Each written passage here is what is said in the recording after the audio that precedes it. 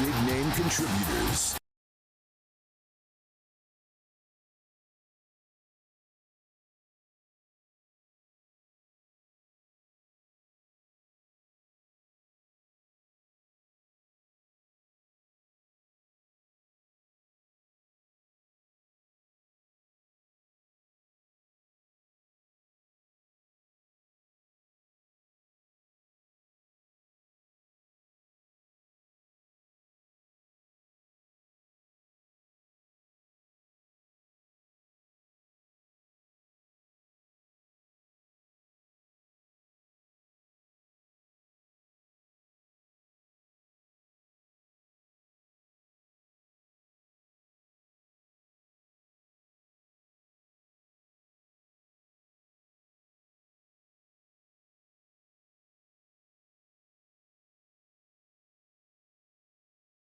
Obvious. How did that Germany goal stand last night against Ecuador? Thankfully, didn't affect the result in the end. Plus, we're to Los Angeles, veteran broadcaster Nate Bukaty out in Kansas City doing his thing, and viral sensation Bob Travel joins the show. I love this guy. I don't know if you've seen him. He's the Japanese fan who was like head to toe in the merch, going and just, he's out there trying beef ribs for the first time. He's out there going to rodeos. He's out there hanging out with all the fans internationally. He is living that World Cup experience. And so Bob joins the show a little bit later on, all coming up on the S Word, sponsored by Calci.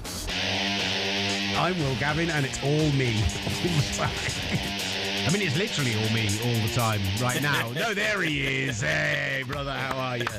Yeah, we just... Wonderful. How you doing? Yeah, not bad, brother. Not bad at all. The heat here in the UK, I don't know how it is out there, but, like, boy, oh boy, hydration breaks are desperately needed on this side of the pond. No doubt about it. I maybe got 3 hours sleep last night in the heat. So the ladies in hair and makeup, not only have they made my bouffant sensationally high today, but they have done a wonderful job of sorting out the bags under these eyes. Because what it did mean, though, is I won't lie, last night, I wasn't necessarily going to stay up and watch the Usmnt game in full. I was going to catch the highlights in the morning. It was a game that I'd circled pre-tournament as being a game that I really like. That's a must-watch. It becomes a dead rubber game. Suddenly, you're like, the highlights will do. I need to preserve my body clock for more important games late at night. I mean, tonight, some absolutely cracking games coming up that we'll preview on the show. But yeah, I mean, I got to watch a little bit of it live as well. Just to recap what happened last night for people who haven't seen: Ecuador beating Germany 2-1. Sensational fashion to go through to the next stage. Is horrible news for Scotland, though. We also had Cote d'Ivoire beating Curaçao 2-0 to cement their place in second in the group. Couldn't put the absolute lashing on them that maybe we talked about yesterday, but still a good result for them. Netherlands 3, Tunisia 1, and Japan and Sweden haven't eking out that draw and both going through to the next stage. Japan set up for a round of 32 game with Brazil off the back of that. We'll get Bob Travel's thoughts on that a little bit later on. And then in Group D, we had the dead rubber with Turkey A getting the late winner, and then Paraguay, Australia. We can't say for certain that they went full West Germany, Austria, that they went full on 1982. We only need a draw. Let's just eke it out. But it maybe felt a little bit like that, certainly in the last 20 minutes or so. Disgrace. Certainly in that last 20 minutes, it's like, I don't think anyone's really pushing hard to go and win this game of football. I think everyone's kind of fine with it. But then they each had a shot on goal, and you're like, oh, are they trying to backstab each other? I thought they had an agreement here. Master, let's start off on the USMNT, though, against Turkey, because I've seen some fun responses from the USA fans today, from people on social media, etc., saying, oh, yeah, congratulations to Turkey for winning a meaningless game of football. Is there a little bit of you that's, we've talked about this a lot in the past, the loser mentality? You still want to win that game? You still want the momentum, even if it's not a meaningful game? Yeah, I mean, of course you would want to win the game, but, for those that are thinking that this maybe impacts the momentum of the team, calm down. Calma. Tranquilo. Okay? They had 9 substitutions. They changed out the starting 11 with 9 different players. If anything, this gave Pochettino a great opportunity to see the depth that he actually has on the squad, and some guys stepped up to the challenge, other people didn't. I thought Sebastian Berhalter looked amazing, especially the set-piece deliveries that he provided on the first goal, seeing the U.S. once again, despite the heavily rotated side, still being able to score early and pounce on the opportunity to jump out ahead 1-0, I thought was a great sign. Berhalter also chipped in with a goal as well. He was tremendous. He was the best player on the pitch for the United States. I also thought Austin Trusty, he looked tremendous as well. Celtic fullback, left back. He scored the early goal. He was wonderful. He was tremendous. Those two guys, it was great to see. And then seeing Christian Pulisic playing 32 minutes, 32 minutes, excuse me, coming off the bench, I thought was a good sign as well. Outside of that, I thought there were some disappointing performances as well. I thought there was a huge opportunity for some players to step up and show something in this match that could potentially give them some opportunities down the road, whether it is in a group of 32 against Bosnia and Herzegovina or hopefully down the line. Some of those guys were Timothy Weah, who I thought did not have a great performance. Gio Reyna, I didn't think he had a great performance either. And then the back line, the center back pairing that we have in terms of outside of Chris Richards and Tim Ream. They went with Mark McKenzie and Miles Robinson, and I thought both of them had a horrendous performance personally. It's difficult, right? Like, I always think with these games where you're going to heavily rotate, and we'd been hopeful of having a dead rubber this weekend for England, and you want to get Harry Kane off his feet. Yeah, I wouldn't mind having no Declan Rice, no Harry Kane, no. We've actually getting a little bit of team news through. Sounds like Reece James won't play. Jarell Kwanzaa will start at right back for England this weekend, coming through as an exclusive from Alex Crook in the last kind of 20 minutes or so. But I always think to myself, like, the players I'm really watching out to perform, because barring an injury, you know what your back line is. You know who you're going to be playing. You want them to be solid. You do. That's where I see more, like, when people talk about players playing minutes together, players, like, that's where I think that relationship happens. It's more going forwards. It's more those players in attacking positions who I'm going to bring them on to make a change in a game. We're drawing this game. We're losing this game by a goal. What can I bring off the bench? What impact can they have? And, okay, it's a very different or thing. God forbid there's an injury. Finisher versus being a starter, but that's always the area of the field. So for me, it's like, as long as you're happy with what you did going forward. Turkey have been a team who showed nothing through the first two games. We're one of the biggest disappointments of the tournament so far. But I'm not saying suddenly, oh, you lost to one of the worst teams in the tournament so far. How can you feel bad about that? I'm like, yeah, it's kind of fine. I wish it was more exciting, but it's like... But it was a fun game, though. I will say that much. 3-2, again... Turkey, as disappointing as they've been, they've had one of the most shots produced in the tournament so far. So, it's going to be a great challenge for the defensive depth to see what they can do against guys like Arda Güler, who scored a goal and was man of the match. Maybe the sour taste in people's mouths is how it ended, getting nutmegged twice by Pulisic getting megged and then Turner getting megged and conceding the goal there at the death to lose 3-2. I'm sure that has people having a sour taste in their mouths, but calm down. It's okay. They handled their business in the first two matches. They won the group. They were going to face Bosnia and Herzegovina regardless of what this result was. That they walked away with good health from what I understand. Everyone was fit. No one got injured. A lot of people got minutes. Pochettino got a better understanding of the depth that he has. We move on to Bosnia and Herzegovina. We move on to Santa Clara. The journey goes on. No one's going to remember this match, truth be told. And the knockout stage begins now. And that is what they're playing for, is to make a deep run in the knockout stage. They've already checked off the first box, which is winning the group. The second box now is getting a knockout stage win under their belts, and we'll see where they go from there. Let's talk about the seismic shock of the night as Gonzalo Plata's 77th minute strike gave Ecuador the 2-1 win over Germany. They scored their first goals of the tournament. They get a victory over the four-time world champion Die Mannschaft, and they walk away from MetLife knowing their tournament continues. First and foremost, yet again, as they have done time and time again in this tournament, the Ecuadorians turning up en absolute mass. The amount of yellow in that stadium was absolutely sensational. And listen, there have to be question marks over how Manuel handled that cross for the goal. There have to be question marks over the level of commitment from the Germans maybe in the second half, considering they knew what their position was going through. But to give Ecuador their props, you go down to an early goal which shouldn't have been given, and you're going up against pretty much a full-strength German team. This isn't the USMNT changing 9 players. This is Ecuador going up against Germany saying, do you know what? We want to keep momentum. We're going to play our big names. We want to test them in the heat.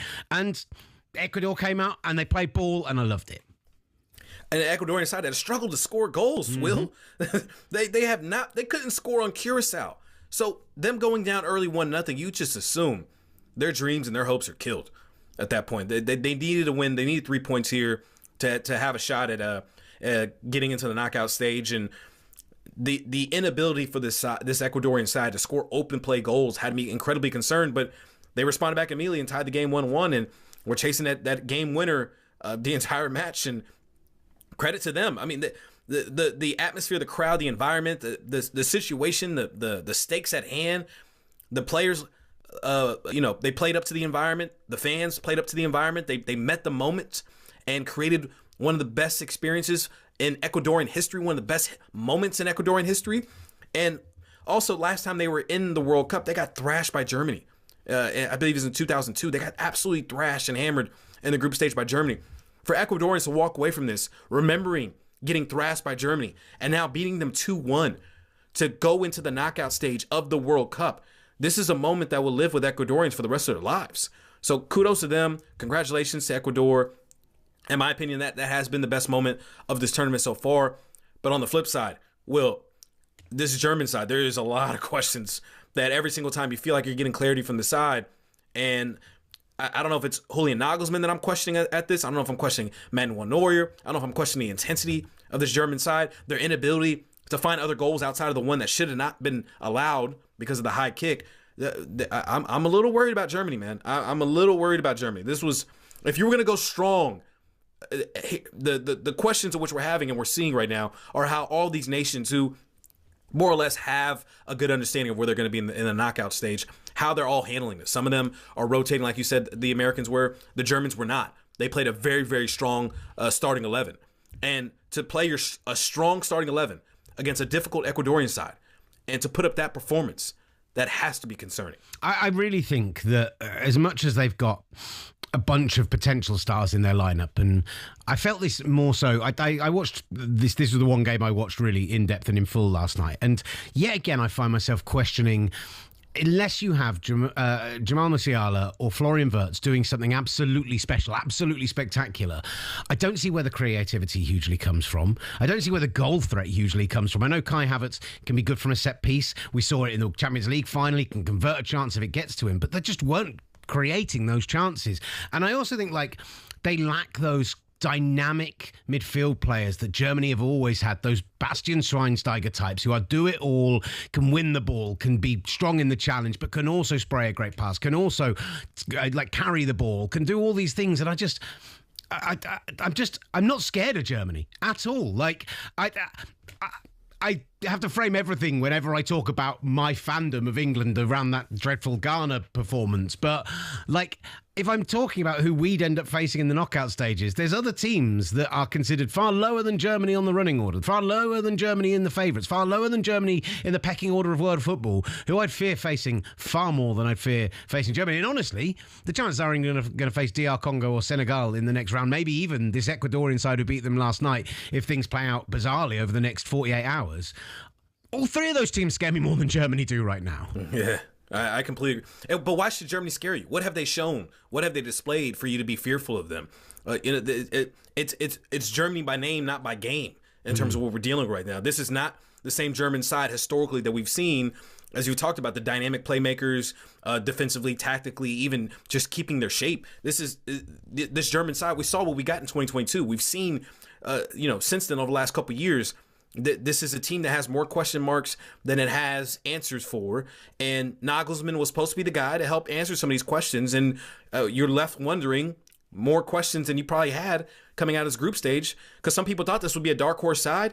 I don't see that. I don't see a dark horse side. I don't see a team that's going to make a deep run at this point based off what we've seen from the group stage. I see a team that's still more or less where they've been at, and maybe a bit fortunate in certain things breaking their way, but I don't see this being a very deep run for Germany in this World Cup going into the knockout stage. I don't. I do want to talk about one of the absolute superstars of last night. And it's not someone who was on the pitch. It's someone who was patrolling the sideline for the entire game, who we saw go and run and hug his family afterwards in beautiful scenes. And when he sprinted down that sideline with that mane of hair, like a prime racehorse, somewhere between a prime racehorse and 90s Jennifer Aniston, the wonderful Seba, I nearly did it without stumbling then. Seba, because the point is, I want to do the proper Argentine Italian pronunciation. That's why it's Seba Becca Cheche. Che, not Say, Becca Che, sprinting down that sideline as they get the win, diving into the crowd to his family, seeing how much that meant to him and how much that meant to this Ecuador team. And you talked about the thrashing they got at the hands of Germany previously. Wonderful. Absolutely wonderful. He was just the hero of the night for me. That's the sort of thing that when my wife is watching football alongside me, and I say watching, paying half attention while doing some work, and prepping her lessons and, maybe scrolling on TikTok. Those are the kind of things that catch her attention. Great fan moments, great, moments of human connection. And when she saw Seba running down that sideline, she was like, yep, love him. Favourite person in the World Cup so far. So, Becca Che, wonderful stuff from you. Listen, because that result, there's a good argument to be made that result saved his job, because Ecuador was very well expected to be into the knockouts and make it out of the group stage, and without 3 points, Ecuador is going home, and he's probably getting sacked and being blamed for it as a result. So for them to come through, for him to come through, for everything to come together for Ecuador, for the fans being able to experience it, for him to experience that, for the players to experience that is a moment none of them will ever forget. And I'm happy he was able to share that, because he deserved the chance to go into the knockout stage, even if the performances leading up to it did not present themselves. But in the biggest moments, in the biggest opportunity, with the knockouts on the line against Germany, they came through for him.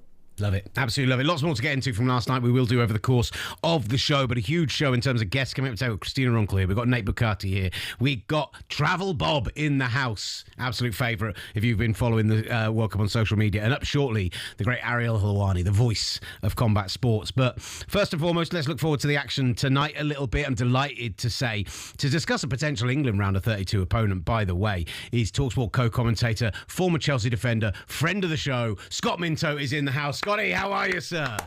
Hi, guys. Yeah, pleasure to be on the show. How are you two? Yeah, cannot complain. Another great night of football last night. And actually, tonight, between, I know Norway, France, you might not think has a huge amount running on it, but if they play full strength sides, exciting game of football. And actually, you're talking about a game where there is everything riding on it between Senegal and Iraq.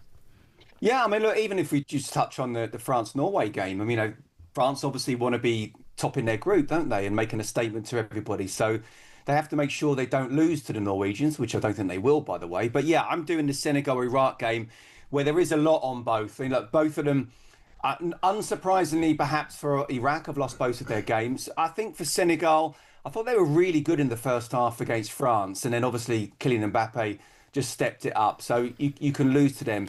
I worked on the Norway game and I thought they were really disappointing. I thought going forward with the players that they've got, I expected a little bit more. The goals either side of half-time for Norway, I think, just putting them in a position where, despite Senegal ending up with 2 goals, they were always in control, and Senegal were never going to win the game. And Koulibaly struggled big time. I think he showed every sort of day of his 35 years. But in terms of this, for both of them, if they are going to try and get into that, be one of those 8th, 3rd place finishes, they need to win. And win big. Much more chance for Senegal to do it. So I'm hoping, even if it's a bit cagey of the first 10, 15 minutes, we end up having a very attacking game where both teams are just desperate to win. You think 2-0 gets it done for Senegal? You think 3-0 gets it done? What's the goal differential? They're at a -3 right now, currently sitting as the worst 3rd place side, 12th right now, -3 with 0 points. Do you think a 2-0 or 3-0 result here against Iraq will be enough to get them into the knockout stage? Yeah, I mean, if you look at the table where they are right now, they are bottom. They are 12th of those 3rd place teams. And obviously you've got Cape Verde, Belgium and DR Congo as well, who are all above them. But it's the teams who are already in there who have played their 3 games, Master, that obviously they'll be looking for. So, yeah, I think the 2-goal margin does it in terms of ended up being goals scored more so than goal difference. 3-0, I think pretty much will definitely nail it. So it's one of those that, do they go out straight away and try and put Iraq on the back foot? I would suggest yes, but not go completely gung-ho. If they get that early goal, then who knows? They could get 2 and 3 even before half-time. But I think 2 will be nervy for them, but I think 2 will be just enough. Yeah, I kind of tend to agree, and we've been following it obviously very closely because of our Scottish brethren north of Hadrian's Wall, and they needed 9 different results I think it was 4 out of 9 results to go their way, and last night they went 0-3 in the results they needed to go their way. So, yeah, we'll be paying very, very close attention because of that. And it is a Senegalese side that we have seen against the Usmnt just before the World Cup, that we saw against England in that friendly where they dominated us in the second half and looked by far the better team earlier this year. So we know it's a dangerous team. It's just they haven't shown up at this World Cup so far. If they impress tonight against Iraq, how concerned would you be if you were to come up against them in a round of 32 like England very well could? Yeah, because they've got those good players that just we talked about. Obviously, Sadio Mane, again, he's getting on, but he's still a very good player. Nicholas Jackson, someone who I felt I was in the minority for quite a long time when he was at Chelsea. Yes, he missed a lot of chances, but trust me, no defender wants to play against him. He can cause havoc. And we actually saw that in the first half against France. And then you got Ismaïla Sarr as well, who scored 2 goals. And he probably needed those 2 goals because Ibrahim Mbaye came off the bench, if you remember, against France and scored. He plays for PSG. He's a very, very good player, very tricky indeed. And so attacking-wise, if they get it right, no, I'd be slightly nervous. And as you mentioned, Will, as well, they've already beaten England if we do play them. Having said that, listen, if we are to go deep into the competition and hopefully even get to the final and win it, we have to be beating a Senegal side who, look, you could argue whether they're the best African side, but certainly alongside Morocco. But at this particular tournament, at this particular moment, they're not playing particularly well. So we should beat them. We should. Scott, you spent a lot of your career as well covering Spanish football, so I did. Well, your post-career. Let's not forget your wonderful actual playing career, of course, as well. What have you seen from this Spain side? Because they play Uruguay tonight, knowing they could finish as low as 3rd, potentially in that group. But knowing that, let's be honest, so poor in the opening game against a very good team, a very good performance. We always have to give the flowers. What do they need to prove tonight against Uruguay? Who do you expect to turn up? How can they actually go and put a blueprint properly on this tournament? Yeah, look, I think that Luis de la Fuente said after that Cape Verde game that the players were stunned, not just really by their own performance, but actually the reaction in the media and social media back home in Spain, and they weren't sort of happy about that. So I think that Saudi Arabia game where, it was all over after 24 minutes. They were 3-0 up. Look, it's obvious to say Lamine Yamal is just an absolute superstar.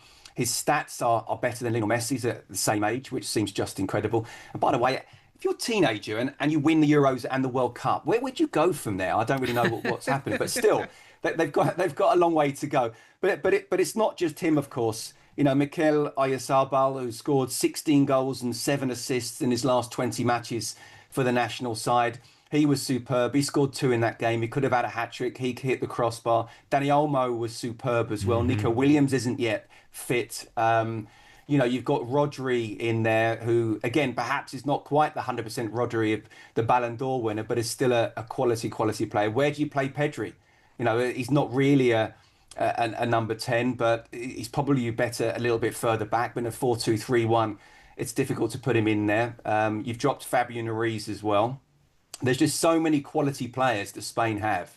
And, well, they've been there. And because they've been there in a very, not that long ago in the last tournament where they were the standout team by a million miles in the Euro 2024, we saw what happened in the last World Cup with Argentina where they lost. Don't forget Spain didn't lose, but Argentina lost and still won it. We've seen it with Spain in 2010 as well, losing to Switzerland in that first game. Trust me, this team is still one of the 2 favourites in my opinion. Wonderful. Scott Minto, really appreciate your time, sir. Wonderful stuff from you as always. Look forward to hearing you on talkSPORT a little bit later tonight for that Senegal game. I hope you get an absolute cracker, sir. And it will be live from 8 p.m. this evening. I'm also, by the way, Master, going to be here tonight as well. I'm doing both of the live games after that tonight. So I'm going to be live on air on talkSPORT for Spain against Uruguay, hosting that game. And I'm also get your coffee ready. I'm also going to be live for the 4 a.m. kickoffs as well.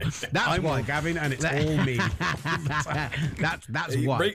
They say bring your lunch, bring your dinner, bring your energy drinks, bring your coffee, bring your 5 hour. Hey, New Zealand Belgium could absolutely slap at 4 a.m. and I go off air at 6 a.m. anyway. So maybe if it's bad, I just have a nap in the second half. It'll be absolutely fine. No driving into to you, work don't tonight. worry. That's for sure. Look, thank you so much for joining us on the S Word. We are live on YouTube. You can check us out there at talkSPORT S Word. We're also at the talkSPORT stream as well. We've got a great show coming up for you. Nate Bukaty will be here a little bit later. Travel Bob's going to be in the house. But up next, the undisputed, in my mind, voice of combat sports in North America right now, Ariel Helwani joins the show. They got money, brother. Big name reaction from both sides of the pond. The S Word from talkSPORT.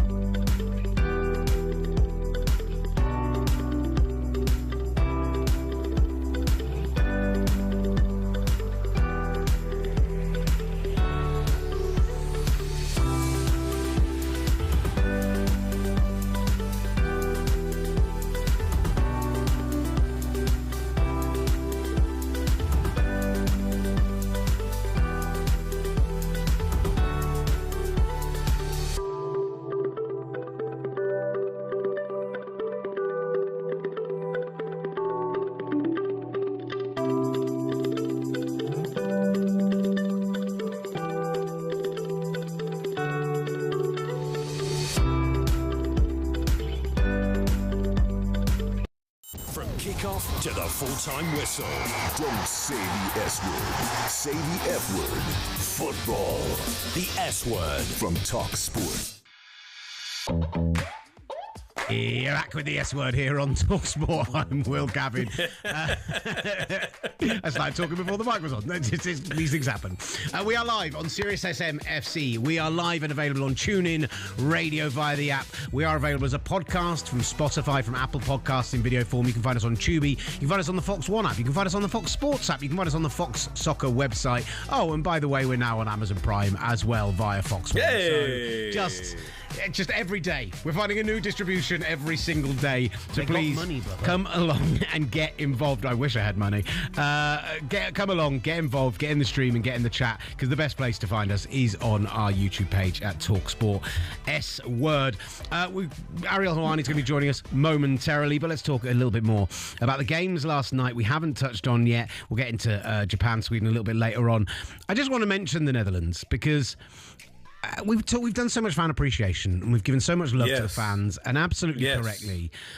KC last night seemed to take this Netherlands, the bouncing dance and everything else, just to an absolute other level. So can we let's just see, because they went a cappella last night and it's absolutely sensational.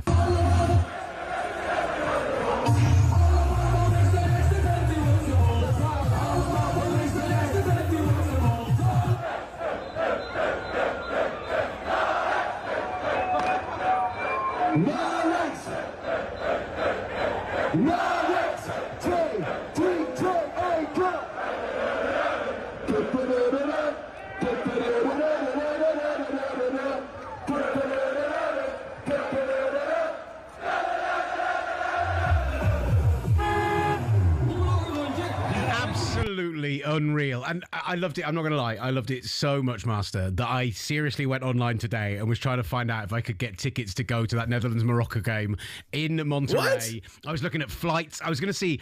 So here's my problem. I can do London to Monterrey, no problem. If I want to do Monterrey to Atlanta, I don't land in until 12:30 and England kick off at midday. Otherwise, I was like, I could go and do the Netherlands game. I could go do the England game. I can get home. I can basically do it all in 72 hours. I was this close. If they did an early morning flight, if they did like a 5 a.m. flight, I'd have been there. But sadly, the first one doesn't depart till a bit later. And I don't know. I'm not going to get 2 games in. It's a lot of money to spend to go to 1 game. But I just want to bounce with some Dutch fans. I just want my big orange beard on display. Just go to Amsterdam. Yeah, well, maybe I will do. Actually, I could just hop over there and go do it with them. Sensational stuff. Let's get to our next guest. And I'm delighted to say joining the show is a mega Forest fan. That's the thing that surprised me most about him. A proud Canadian and the host of the Ariel Helwani show. Because it is the wonderful Ariel Helwani. How are you, brother? Come on, you Reds. Come on. It's great to be here with you guys. Good morning to you from New York City. How are you? Wonderful. We're here in London and over in LA, so you know how early Master's up right now. Golly. Commitment to the bit. Eric, how much are you enjoying this World Cup so far as a guy who's really come to soccer more in recent years?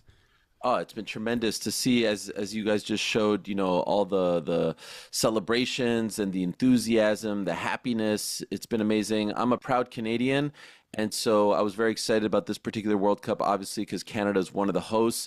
You know, I'd say feeling so about where we're at. Obviously, making it to the round of 32, tremendous.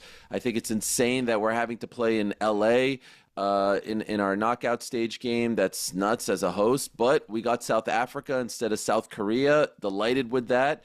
And overall, I think there was a lot of concern about, you know, the expanded field, and I don't think that there's been as many mismatches as people predicted. So it's been very, very fun. I've enjoyed it tremendously, and I'm hoping that Canada can win on Sunday and go on a magical run, because no one's talking about the Canadian boys, but I feel like we have the team in place for at least 1 or 2 more wins. At the same time, you'd be at home if you won your group, Ariel. You'd be at home. Yeah, could have drew against Switzerland. Could have drew against Switzerland. What does that mean? What does that mean? If the United States wouldn't have won their group, would they have been at home? Yes, they would have been at home. So why don't we get the same respect? I don't think that's fair. I mean, we just have better facilities. We have more facilities. Yeah, we have more stadiums. What do you mean better facilities? BC Place, tremendous. BMO Field in Toronto, tremendous. They should have known that Switzerland is probably winning that group. You're right. We should have beaten Bosnia, and we should have beaten Switzerland. We should have never been in that position to begin with. 6-0 against Qatar. How about that shellacking? But the point is, as a co-host, you should at least get 1 knockout stage game at home. I think that's not too much to ask for. It was the same for Mexico, to be fair, as well. They won their group and so are going to be playing the next 2 games, should they win at the weekend in Mexico City. If they hadn't been, they'd have been in LA and Dallas. But it's fair to say, I'm sure Canadian fans are going to travel down to Los Angeles, down the coast, and it's a lovely drive. Head through Portland, get down all the way down there to LA. Tickets are cheap, too, now. Tickets are dropping. Tickets are plummeting in LA. All the Koreans, I guess, are selling their tickets. Yeah. So you can get in, I think, for $500 now. Average ticket price, I think, is around $500. By the way, this is incredible. I thought for sure when our game ended against Switzerland, I was like, all right, South Korea in LA, gosh, we're going to be like, it's going to be like 95% Korea fans and 5% Canadian. And then all of a sudden, South Africa pulls it off. Look, I don't want to disrespect them. They had a tremendous win as well. But I like where we're sitting right now. And then, you know, let's see where things go. But we're very banged up. We're extremely banged up. Kone's out for the rest of the tournament. Obviously, we need Davies back. It's a very similar situation with the United States right now with Pulisic. We need Davies back. We need to have our guy back. They said that he was going to play. He didn't play. We need him back for this game on Sunday.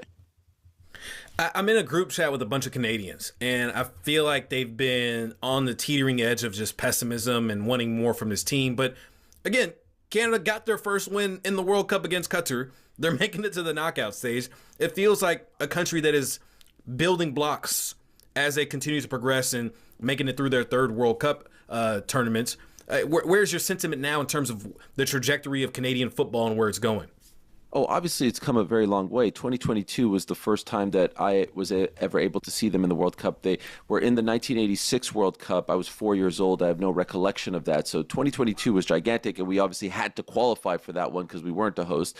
We didn't get a single point, and that was extremely disappointing. I thought we should have gotten at least a point against Belgium, and then everything just sort of unraveled. We were in a very, very tough group. This time around, felt like the group was a lot more favorable, and I thought the performance against Bosnia was a letdown. You know, you're at home, you're opening things up. I think it was the second day of the tournament. You should beat Bosnia. You walk away with a point, by the way, our first point ever in the history of our time in the World Cup, because we didn't get one in 86 either. That was nice. The Qatar win made me feel like, all right, this is what you should do against teams like that. You should beat them up. And, you know, there was a lot of emotion in that game because of the Kone injury, the 2 red cards. And so I was really expecting after that performance to have a even bigger performance against a very, very good side in Switzerland. And we had our chances. We certainly had our chances, but all good. We're here. I don't want to complain. The biggest disaster would have obviously been you don't advance. So we're good. South Africa, LA, no big deal, not too far away from Vancouver. It's not like we're playing in like the middle of nowhere, Kansas City. There's a lot more that we could complain about. I'm very, very happy with where things stand. Absolutely love it. I hope Nate Bukaty heard that shot to Kansas City out of nowhere. Yo, screw Kansas City, all right? As a proud Buffalo Bills fan, I have no feelings of allegiance towards the city of Kansas City. I don't feel bad that you're about to lose your football team and have a new stadium. I don't care about those people. So, yeah, sorry, Kansas City. You're not friends of mine. I'll tell you what was sensational was Peter King was on the other day and he talks about Leo Messi playing in Kansas City, and the comparison he made was to Tom Brady winning the AFC Championship game. They're not to any of the wonderful Patrick Mahomes moments, and I was just like, yeah, let's just ignore the Chiefs even exist. Let's just take them completely off. I'm down with that. I'm down with that. Wonderful. For people who aren't aware, how did you become a Nottingham Forest fan? Because I think we speak to a lot of Americans. This isn't a shot in any way, Master, but they tend to, the teams they get to see and follow are the Arsenals of the world, the Man Uniteds, the Liverpools, because they're the ones with such a presence. So how did you become a Forest fan, particularly considering they've only been back in the Premier League for a couple of years? And by the way, before I answer that question, I forgot that I had my Forest kit right in back of my shirt here. Let me just put it on here real quick. I might botch this. This is gonna be. I should have taken the headphones off, right? Yeah. Wait a second. Let me put this on so all the people can know that I'm about that life, because I get a lot of people who claim that I'm a plastic fan, and that is not the case. I love Forest. Listen, I'm not a lifelong Forest fan. There's no question about that. But in 2022, I was doing my show, the Ariel Helwani show, and my kids were actually starting to get really into soccer, as we call it here, football over there. And I said to the guys on my team, I love football. I've been watching. My uncle played. I'm a huge fan of the sport, but I never had a club. And so I said to the guys on my show, all right, it's time that we have a club. And we obviously can't pick like one of the big dogs. We can't pick, everyone picks Man City, Man United, Tottenham, Arsenal, etc., Liverpool. I'm not that guy. I'm an underdog guy. I like the hard, scrappy teams. And so we were sitting there in August of 2022, looking at the table, reading about the teams, their history, and there's Forest, who gets promoted for the first time in 23 years. And I'm like, I like this bunch. And I start to learn about, the history and Brian Clough and the chants and the City Ground. And then their story, how they got promoted, and Wembley and Stevie Cooper. And I'm like, this is my team. And it just so happened that I was going to be in London like 2 weeks later. And so I tweeted about this, Force is my team. Team reaches out to me and says, hey, if you ever want to go to a game, we're happy to have you. Well, I look at the schedule. They're playing at Man City while I'm there in London. And so I think to myself, okay, I'm going to go. Not really understanding how far Manchester is from London. And so I made the drive, and I was there at Etihad Stadium. Holland scores a hat trick in the first half. We lose 6-0. But what blew me away was they put me in the away end, and I couldn't believe these people stood up the entire time, singing the entire time, chanting the entire time, Stevie Cooper, da da da da da da da da. And I was blown away by the enthusiasm, the fandom, and I said, "This is my team. This is my team." And people joke now because on my show in the past, like I was like, "Oh, I'm a Leicester fan. I'm an Everton fan." That was all just like a bit, but people like bring up these clips. Please believe me when I say, and my friends can back me up, I watch every single match. I love the team with all my heart. I live and die with every single match, with almost making it to the Champions League to almost getting relegated this year. Brennan Johnson is my favorite player, even though, I only got to watch him for 1 year because then he was sold off to Tottenham, although I'd love to have him back with that 130 million that we just got for Elliot Anderson. And so I've just fallen in love. And I'm a proud supporter, and I love everything about the club. They have given my kids and I a lot of joy, and I love the fact that my kids, when they play soccer with their friends or go to school and they say, like, who's your club? They say Forest, and the reaction is always like, Nottingham Forest. And I love that. I love that we're unique, and I love that we're supporting them all the way from here. Love it. Absolutely love it. I was not expecting Brennan Johnson to be your favorite player. Brennan Johnson is my guy. Brennan Johnson is my guy. It's an absolute travesty, let me tell you, that Morgan Gibbs-White is not on the England squad. I have no idea how that happens. Most goals by a Brit this year in the Premier League. How did he not make the squad? Elliot Anderson, I'm going to miss him. He's our Geordie Maradona, as they say. But 130 million, you can't turn that down. So, Mr. Marinakis, he's going to do a good bit of business. And I think it's going to be a great transfer, off-season for us, and we'll be okay. Last year was a bit of a weird one. 4 managers in 1 year, and you still stay up, guys. Could you imagine that? That deserves a trophy in its own right. So we'll be all right. Genuinely, £130 million for Elliot Anderson. Like, I love him. I think he's brilliant. At the stage of his career he's at now, similar to kind of when Declan Rice signed for Arsenal, I think he can be that level of player, and I hope he's anchoring England's midfield for 15 years to come. But were you not taken back a little bit of that kind of summer money we're talking about? Oh, it's a shocking amount. Honestly, it's a shocking amount. But I have a mixed, bag of emotions that I'm dealing with right now, because I truly love him, and I don't think he's even close to his prime. You watch him sometimes. There was a sequence, I think it was in the Europa League quarterfinals, where between him and Morgan Gibbs-White, like, what they were doing was unbelievable. And I'm not going to try to get technical on you because I don't want to expose myself as a complete noob, but it was just unbelievable what they were doing with the ball. And so he's a maestro, and he's a real joy to watch. And obviously the story with his mother this past season was heartbreaking. He just seems like a genuine good person. And, when we got him from Newcastle, I don't think that there was any sort of chatter that, okay, eventually he could be a guy who could command this sort of money.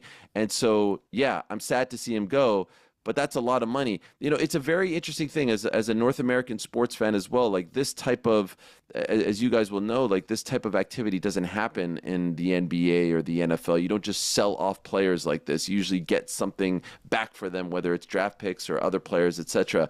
And so it's weird to just be like, okay, here's 130 million in your lap. Go do whatever you want with it. Last year we almost lost Morgan Gibbs-White. That would have been devastating. It seemed like everyone thought that this was inevitable. So, I don't think anyone thought 130 was inevitable. So I guess in the end we have to be happy with that and see what the club can do with that money. Ariel, it's been an interesting time in UFC right now. Obviously, the White House event that just came and went, and then Conor McGregor's return that happened as well. I want to ask you about Conor McGregor. What's next for him at this point? Like, what's his trajectory? What's left for him? What can we expect next down the line?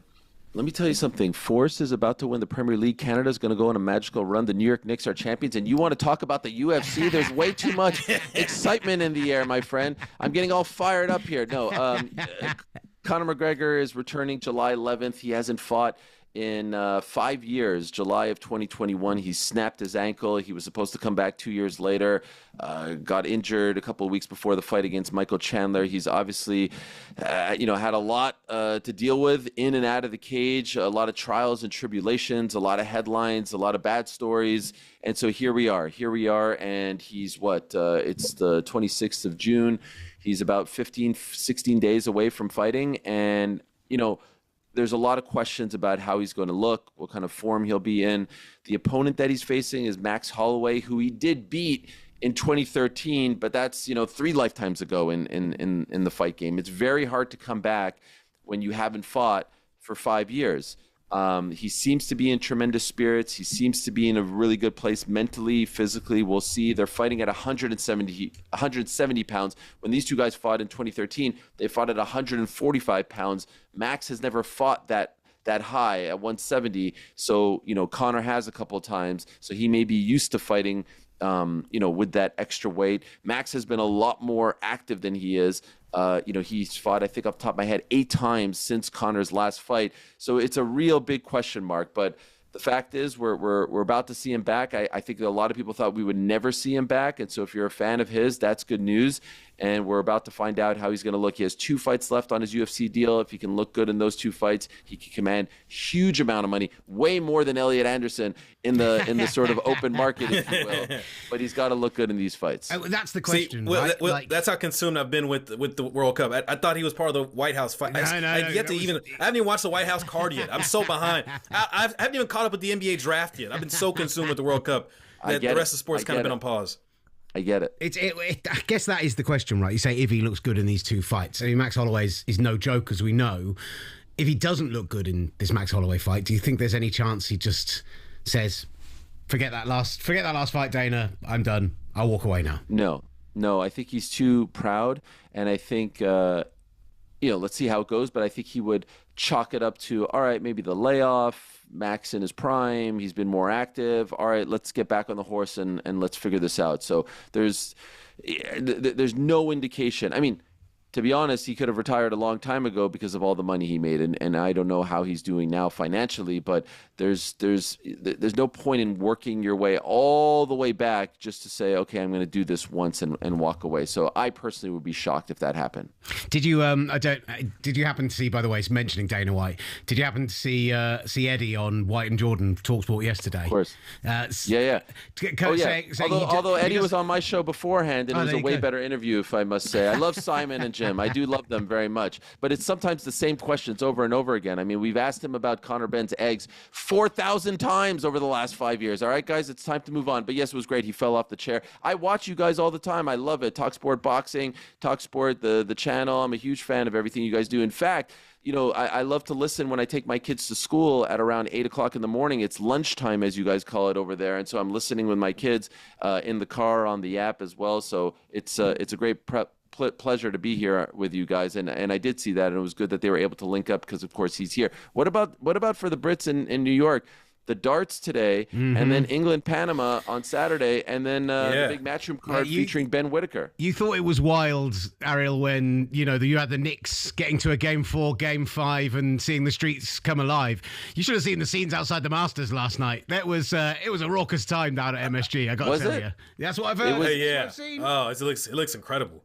It was akin to the Knicks winning the celebration. That's the claim I'm making right now, Ariel. It probably was nowhere near that level. But you did. But Bulletproof played, and everyone's going crazy. That's all that matters. Chase the Sun rings out. All the English fans are going nuts. There's a bunch of guys in USMNT t-shirts out there joining in with them. It's going to be a lot of fun on Saturday night. It's nice that England, sometimes their travelling fans don't always have the greatest of reputations, and when we've seen the Scots and Boston fall so in love with them over the past couple of weeks, it's nice to see some positive play for the England fans out there having a good time. Like you say, big card this weekend as well. New York is the place to be, clearly, and yet I love it. Yeah, I know. You need to make your way over here. There's way too much excitement this side of the pond. It's great how it all worked out. I don't know. I think they probably, when they found out England was playing in the New Jersey, New York area, they probably moved it up because usually this particular tournament is a little bit earlier in the month. And then for it to work out with the matchroom card, and I'm a huge fan of Ben Whitaker, and it's probably, at least in my opinion, maybe the fight of the year, the main event, at least on paper. Let's see what happens. I was asking, this is funny, I was asking people on my show, like, okay, tell me if you're the English fan out there, if you're going to go to the darts, England, Panama, and the boxing. And I hadn't heard from anyone. I heard from some people who said, I'm going to 2 out of 3. But in fact, the answer to that question is Luke Littler. He is going to all 3. Competing at the darts, he's going to England, Panama, and then he's going to the boxing, he told me. And by the way, already been on talkSPORT in the last 2 days as well. So clearly he is having the time of his life out there. Absolutely sensational. Speaking of legends, Ariel, we appreciate you so much coming on and joining the show. Wonderful, wonderful stuff from you. You kiss the badge. You tell us all about it. The Reds and everything else. Yeah. Love to see Put some respect on their names, all right? I wouldn't. How many teams have stayed up? They all thought we were going to go back down. They thought we'd be in the freaking League One at this point, all right? So put some respect on everyone's name. Vitor Pereira, what a legend he is. Mr. Marinakis, thank you for saving us. Obviously, Morgan and the boys. Matt Sells, what a goalie. Why isn't he on, shouldn't he be on Belgium? What about Ibrahim Sangare? What about him? What a great showing yesterday for for Côte d'Ivoire. Yeah, come on, guys. Don't make me embarrass you with my football knowledge, all right? I don't want to go too crazy. To be fair, it's now Master You Me in terms of ranks of the show by the sounds of it. So I'm all right with it. Ariel, thank you so much for your time. Really appreciate Thank you, sir. guys. Appreciate an you, man. absolute legend. The great Ariel Helwani joining us here on the S Word from talkSPORT. Still loads to come on the show. We've got Christina Unkel joining us. We've got Nate Bukaty joining us, of course. We've got Travel Bob on the show. We were talking about the great viral videos from out there in the Netherlands fans and everything. Bob has been one of my favourite follows from this entire time. So when he got back to me and said he'd come on, so excited about this. Plus, loads of games to preview tonight. Another 6. Oh, what a day this is here on the S Word. From the touchline to the terraces, talkSPORT presents the S Word.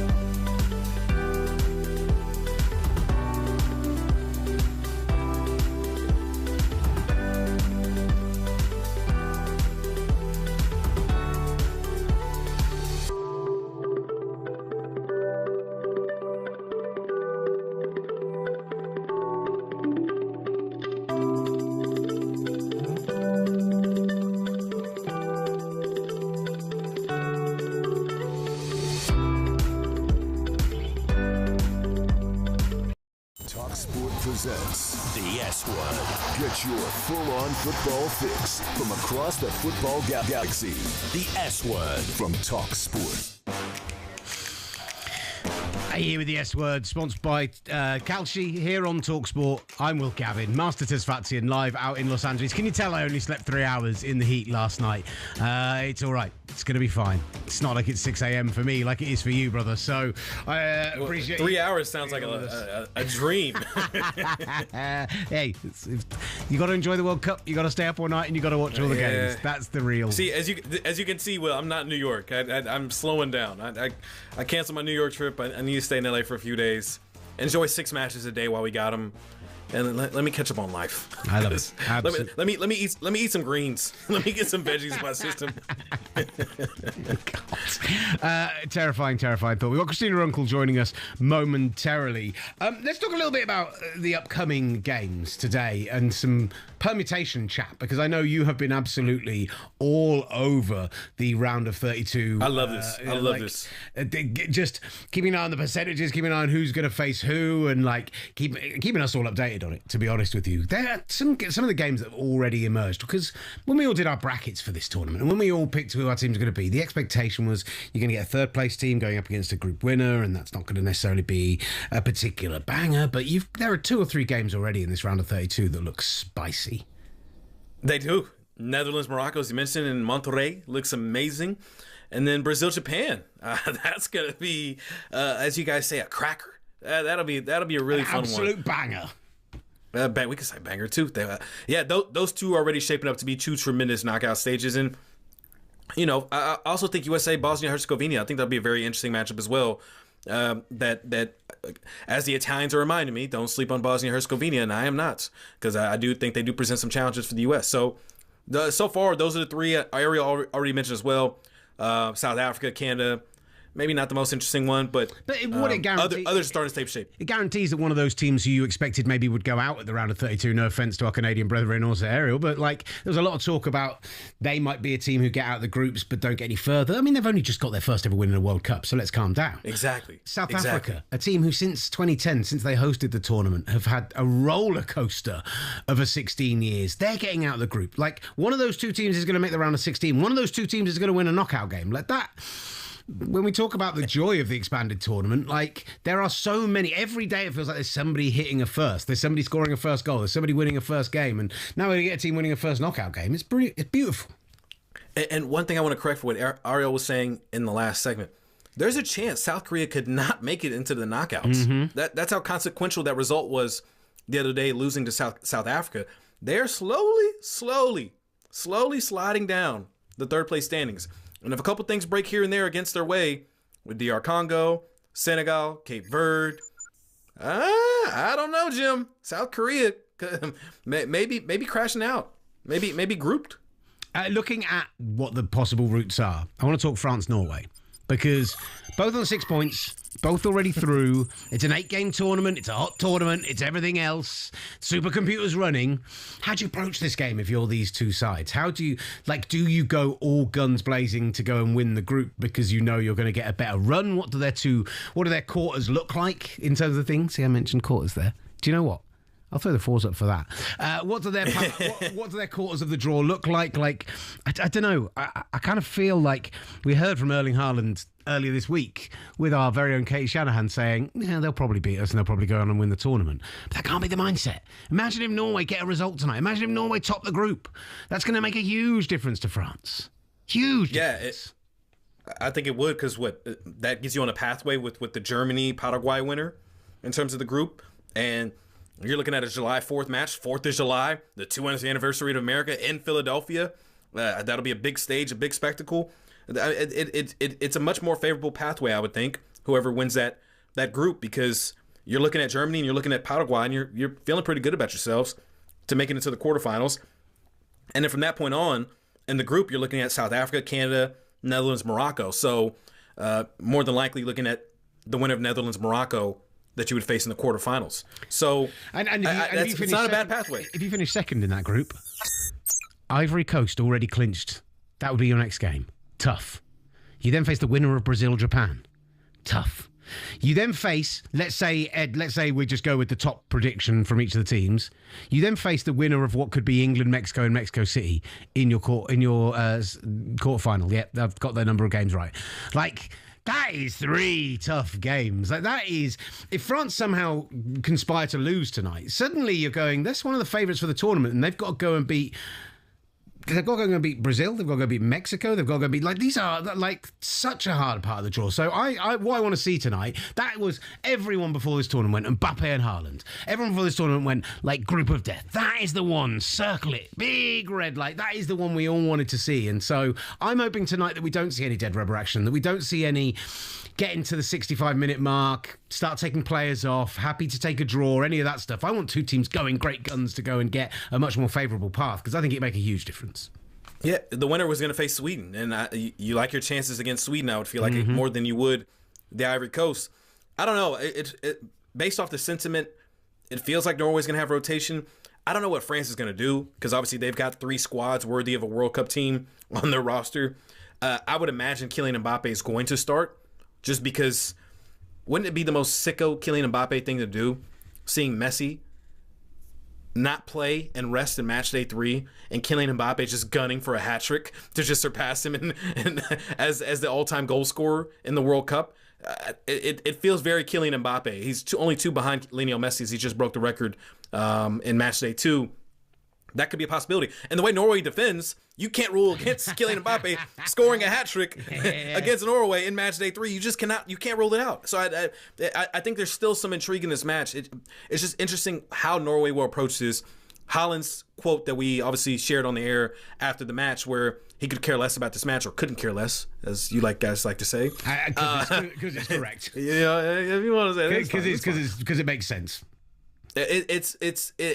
But also Norway's manager came out as well, Norway's coach, and it sounds like he really wants Erling Haaland to win the Golden Boot and walk away with something from this World Cup. So will they rest Haaland? Will they start Haaland and have him chase for the Golden Boot? I'm not sure. I don't think you have to start Haaland, because the fact is I don't think Norway, and maybe they are, maybe the mentality of every team in this tournament is we could go and win it. That's why I heard Darren Bent say on breakfast this morning, I know everyone's mentality is they want to go and win it. This isn't the NFL. This isn't the off-season of hope. There are teams who will accept that getting out of the group stage is a wonderful result for them. There'll be federations who accept that. I'm sure the managers and the players want to go and win every game. But from Norway's perspective, getting out of the groups, winning a knockout game, maybe 2 knockout games, a quarter-final, so that would be a wonderful result. You play Erling Haaland every game. You keep his momentum going. You keep him going. You're not in your head going, yeah, but if he plays, he's going to have to play 8 games to win the final, and at some point we're going to have to arrest him. He 100% plays. Maybe you take him off a little early if the result's already out of your hands one way or the other, but I can't see them not running him out there tonight and trying to get a brace also against this French team. I think they bench Haaland. I think Mbappe starts. I think they bench Haaland. I think Norway does a lot of rotation in this match. And again, I would love to see this match live up to the hype and seeing both strong starting 11s. But I think Norway does some rotation. Plus Norway-Sweden in the knockout stages, a big old Viking bowl going on would be sensational. Who doesn't want to see that? Who doesn't want to see some claps? Who doesn't want to see some rowing? Who doesn't want to see, what does Sweden do? Lots of big, Sweden, they don't clap, they don't row. Beardy men. That's what we see. Like, I'm excited. Sweden doesn't clap, they don't row, they just concede goals. That's all they do. They just have the happiest people in the world, and that too, yeah. And winters when they don't see the sun. That's my and meatballs and flatback furniture. If I'm going to really generalise about them as a people. This got weird and maybe a little xenophobic, so we should move on. This is the S-Word, sponsored by Calci. I'm Will Gavin. He's Master Tesfazian. We're live for another hour, whether you're listening to us on SiriusXM, whether you're with us on YouTube. Get in the chat. Haven't opened the chat yet. I'm saying get in the chat. I'm going to get in there now, and we'll respond to some of your messages. But up next, how is that goal a goal for Germany last night? Christina Unkel will tell us. Well, maybe she'll tell us it wasn't. Up next. The S-Word with Will Gavin and Master Tesfazian from talkSPORT.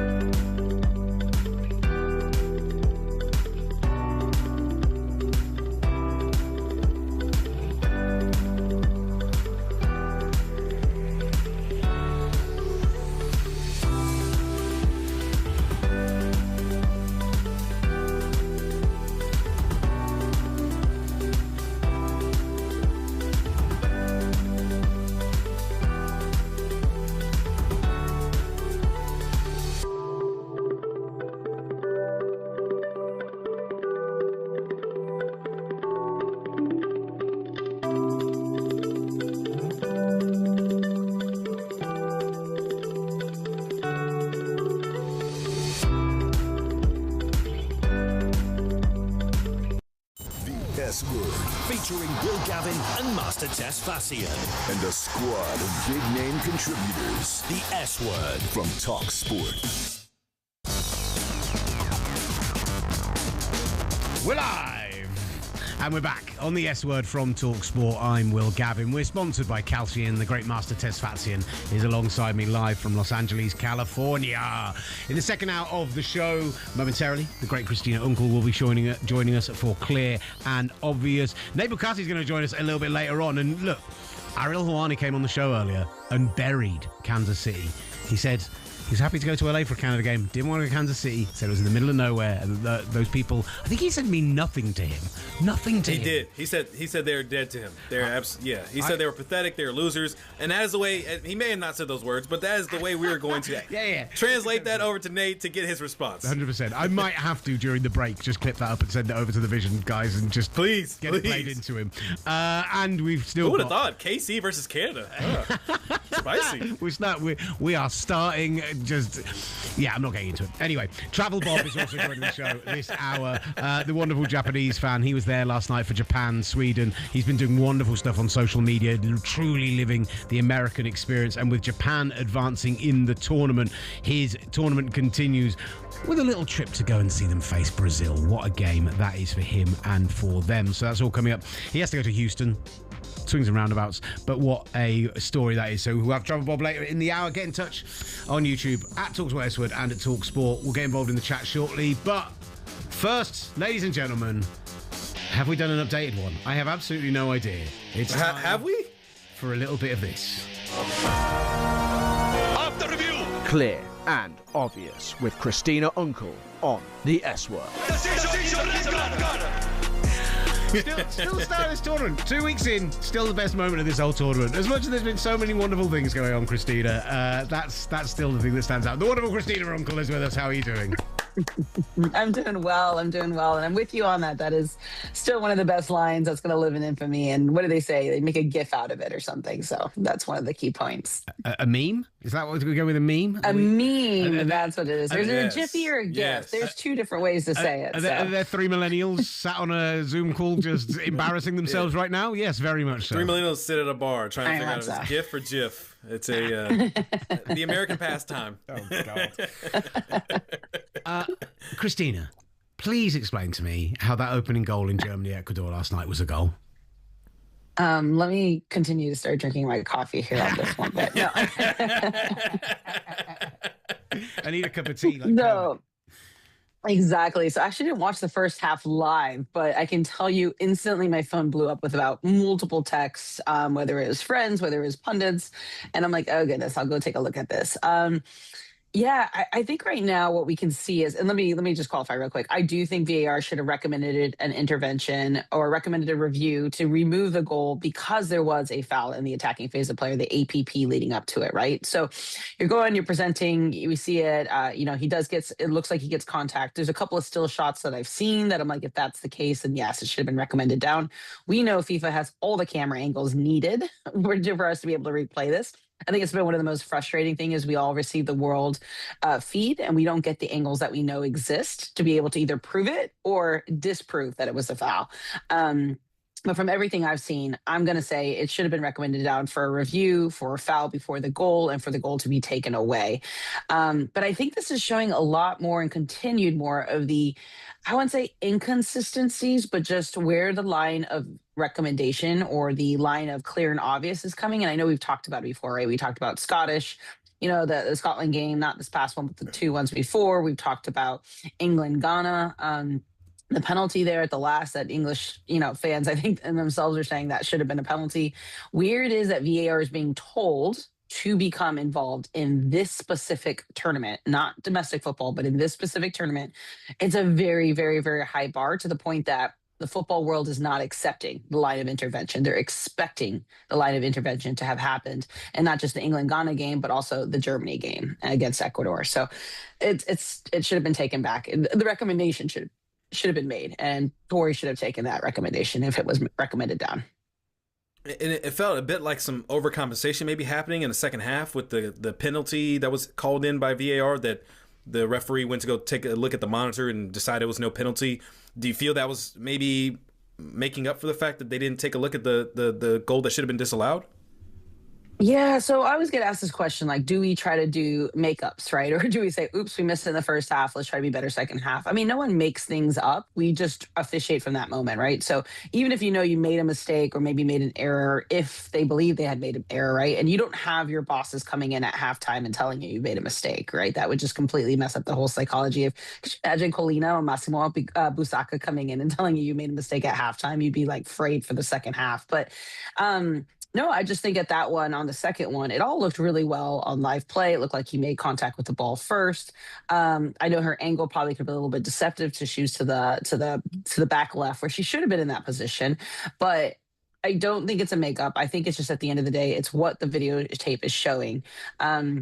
And like what we're also showing is these consistencies is like they don't want to take away goals, but they also don't want to give goals or give penalties that could lead to a goal if it's not very, very, very clear. So there's a lot of sensitivity around allowing someone to have a goal scoring opportunity.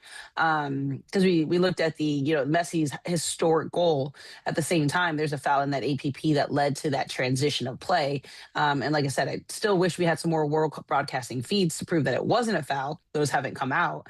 So you can see where their line of intervention, it's not making up for it, but I think because they recommended that one down, it's just because it was very clear that his foot did make contact with the ball before the individual. Yeah, how much do we need to have even more transparency with these things, like whether it's post? I know, like, for example, with talkSPORT, the way it works for us is that if there's a VAR decision in the Premier League, because we have rights, we are allowed to contact the PGMOL during the game and seek clarification on what the situation is, and they'll send us a short written statement to clarify why the decision went that way or the other, and then we'll get further. Sometimes you'll get the footage afterwards, whatever that might be.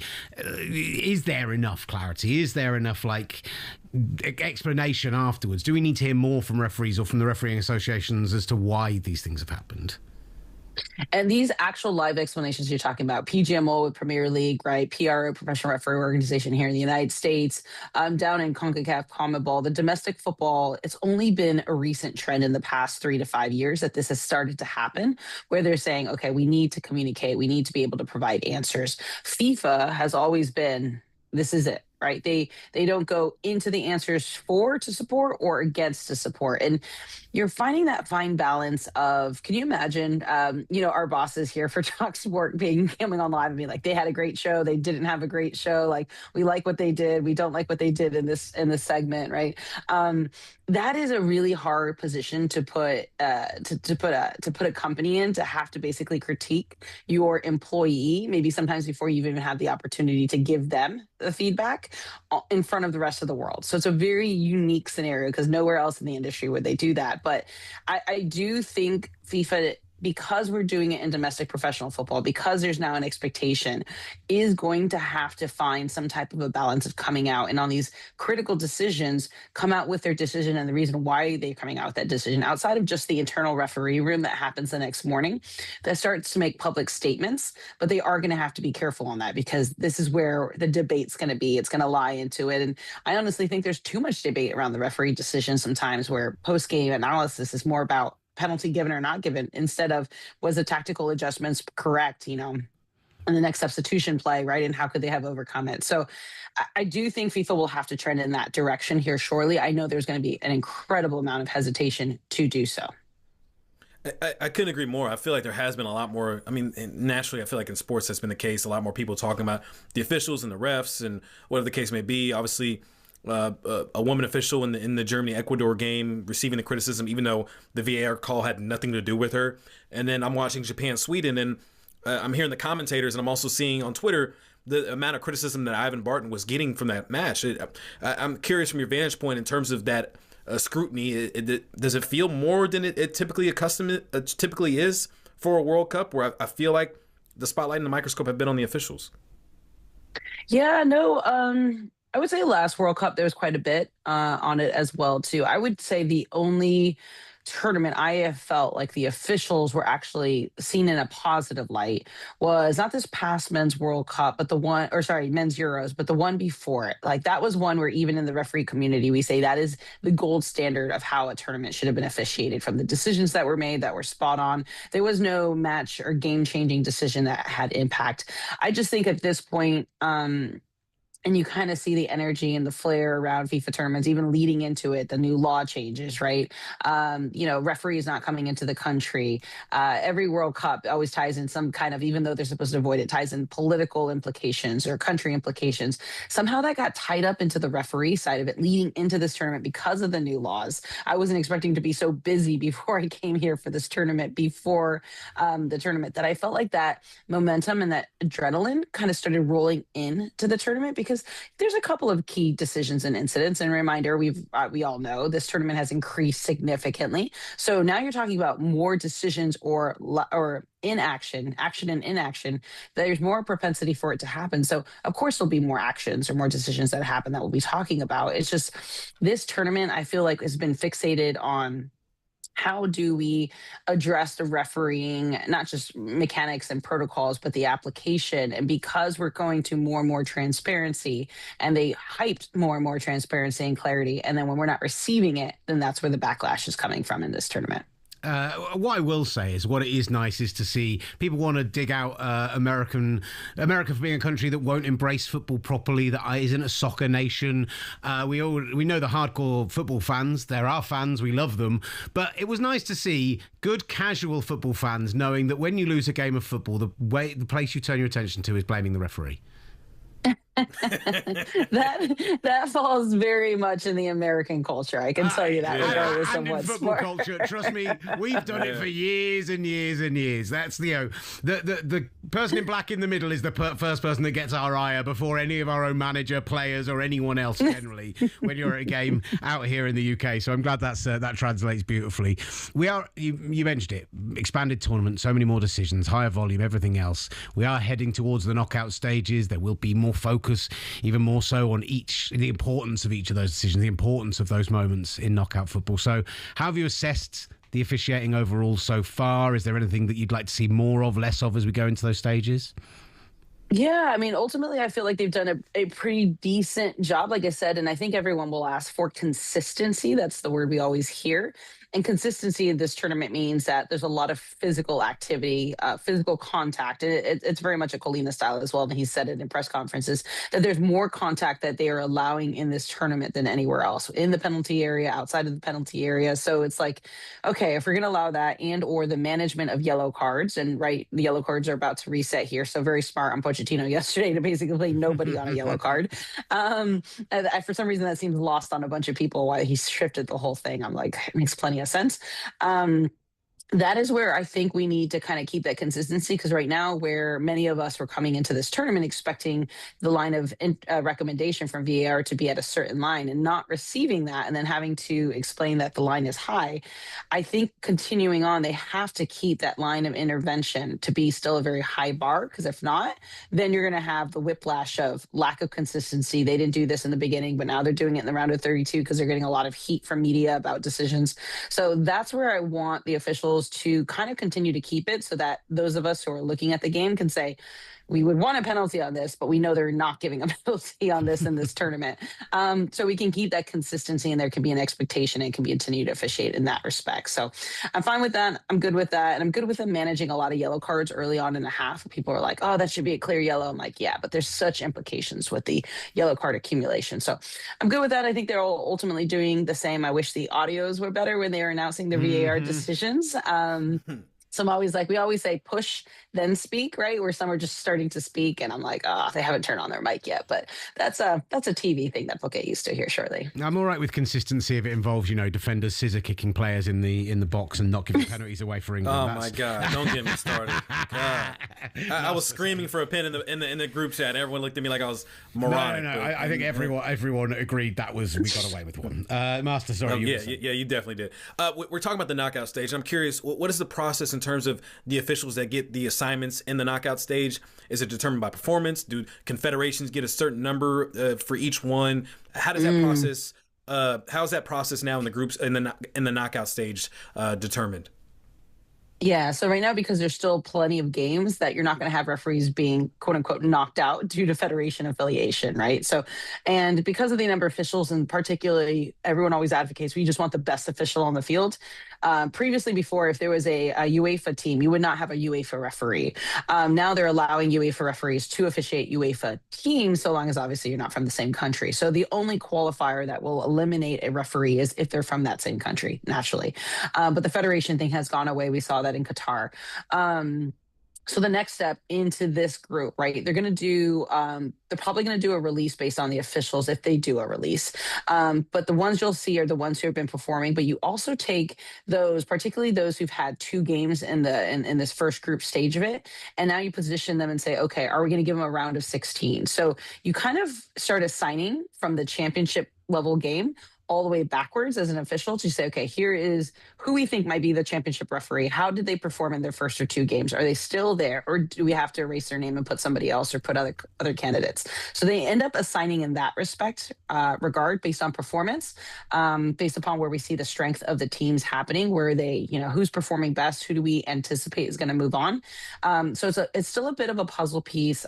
Would it be fully surprised if they don't release some after this round into the next? But definitely before round of 16, you'll see pretty much 50% of the referees eliminated, 1 because of federations and 2 because of performance. What a wonderfully nerdy question to end on, Master. I absolutely love it. I mean, I'm just curious. Next time Messi scores a goal and somehow, whatever reason, they don't check VAR, I just would like to know the decision making. How the tables have turned. Who is the nerd now, eh? Who is the nerd now? Christina, wonderful stuff from you. Thank you so much for Thank you so much. Wonderful, Christina Unkel. Of course. Great to see you all. On the S word, always welcome. We've got Nate Bukaty coming up. We've got loads still coming up on the show. But I assume after I say the S word, sponsored by Calcium, we're going to hear that tinkle again anyway. There it is. After review. Clear and obvious with Christina Unkel on the S Word. Bringing all the biggest football debates stateside. The S Word from talkSPORT.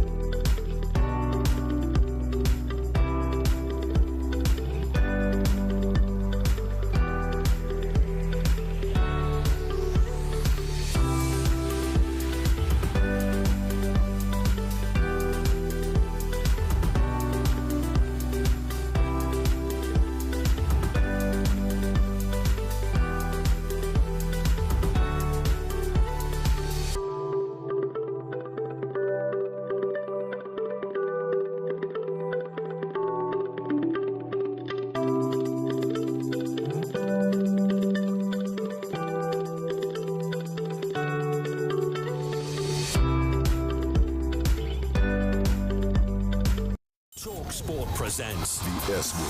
High energy exchanges, fiery fan reactions, and the biggest football debate. The S Word from talkSPORT. You're back with the S Word here on talkSPORT. The man you just heard sighing from 5,000 miles away from me is the wonderful Master Tesfatian live out in LA. And we are here. Where? Was that live? Was that live? Yeah. Was that live? We heard that very loudly. It cut to me and I heard a sigh. I was like, did I just sigh? Was that... What's going on here? Anyway, so... A bit of a disappointing last night in LA last night for the USMNT. They still top the group. They still get through with the knowledge that, you know, they'd already won the group. 9 changes to the starting 11. But it does mean it's obligatory to speak to our next guest after the USMNT play because he's been sensational every time he's joined us. First, do we want to hear from Tim Ream first, speaking after the game? I'm checking with the other side. Yes, let's hear from Tim Ream speaking after the game on the USA performance. Can it help in some ways to have a little bit of adversity before the knockout stage? Yeah, of course. I mean, listen, we want to win every game. Sometimes that you can't have that. So it's a good little reminder that we have to be on top of our game. Every single minute, and if you're not, teams can punish you. Tim Ream speaking with talkSPORT. Ben Jacobs straight after the game last night. And let's bring on the wonderful Nate Bukaty. Come on. There he is. I hope it's whiskey, Nate. I really do hope it's whiskey because what? It must be 7 in the morning there, 7:30 in the morning in KC? That's a late one. 8:20, 8:27, wasn't it? We're fine. Yeah. Nate, slept in everything today. Before we get into the USMNT performance last night, I have to ask you, Ariel Helwani was just on the show earlier on. We were talking about Canada's route to, the knockout stages. They're heading to LA, but there was a chance they were going to come and play. I think what he said was, at least we're getting to go and play somewhere easy to travel to and lovely like LA, not the middle of nowhere like Kansas City. And then just proceeded to take shot after shot at the city. Now, he's a Bills fan, so there is some long-term beef there, but I would like to offer you the opportunity to rebuttal to a New Yorker who wants to take shots at KC. Oh, listen, in the Midwest, we're used to the typical East Coast arrogance like that. And, you know, what happens when people are arrogant? They underestimate things all the time. They make false assumptions all the time. And that's nothing that is new to us. So, honestly, it seems like wasted breath to try to convince somebody like that to take a wonderful place like Kansas City seriously, because what we have to offer here is not fancy, superfluous Rodeo Drive or, the fancy, Fifth Avenue in New York City. What we have here is authentic, humble, nice, warm people. And if that doesn't excite you, you probably aren't going to like it here. And that's fine because we probably don't like you here either. He's also a Buffalo Bills fan, so, I feel that probably says it all right there. And you know what? On that note, I say my heart goes out to you. It must be tough. It's like being the Netherlands of world football. You make it to the finals a lot, but you never win. That's got to be frustrating. That's bless his heart, as we say in the South, right? Bless his heart. Bless his heart. It's my fantasy NFL, my fantasy football team is called the Buffalo Wills because this year 5 leagues, 5 finals, lost all of them. So I know what it's like to be the Buffalo Bills. So I feel it for not everyone can be the Chiefs. Not everyone can win 3 and 5 and 4 and 6 and whatever it is right now. So let's be. Your day's coming, maybe Buffalo. It took 50 years for the Chiefs to get there. It took us 50 years, so it can happen for you someday, maybe. Nate, let's start off and talk about yesterday. Again, this was a dead rubber match. 9 players rotated in the starting 11. Maybe to end in that kind of way, a bit disappointing. But how would you summarize match day 3, the loss against Turkey? The most tangible consequence of that game in my world was that beer sales went down in the Power and Light District quickly because a lot of people left instead of staying to party all night like they've been doing every other night during this World Cup. Honestly, guys, I